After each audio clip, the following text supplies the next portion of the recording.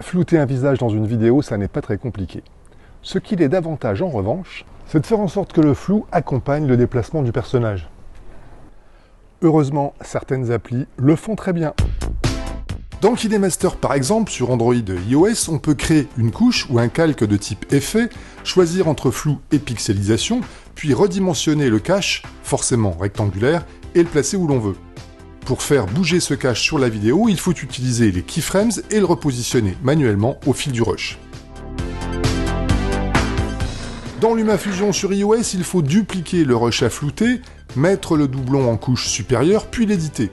On commence par lui appliquer un flou gaussien ou un effet mosaïque, puis dans l'onglet cadre et ajustement, en ouvrant le volet coupe des bords, on rogne le rush flouté pour le réduire à un rectangle qu'on déplace ensuite dans la scène avec les keyframes.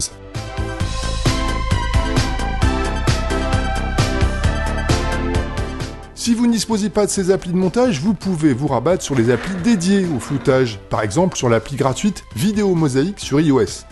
Touchez l'icône de l'album, choisissez la vidéo dont vous souhaitez flouter une personne.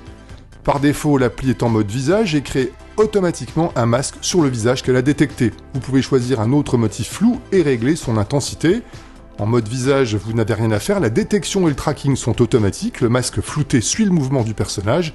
Idem en mode yeux, où un cache noir est ajouté sur les yeux des personnages.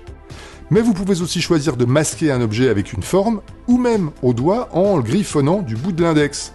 Vous devrez ensuite activer le mode animation pour créer le tracking manuellement, en déplaçant le cache flouté pour créer ainsi des keyframes. Côté Android, l'appli éditeur de vidéo à flou partiel, c'est son nom sur le store, désolé, génère un cache rectangulaire dont on peut régler l'arrondi et l'intensité du flou. Faute d'intelligence artificielle pour détecter et traquer les visages, on doit ensuite animer le cache manuellement avec une procédure un peu fastidieuse, avant d'exporter le résultat en 720p et avec un filigrane dans la version gratuite. Pour 1,59 €, vous vous débarrasserez en prime des écrans publicitaires particulièrement pénibles.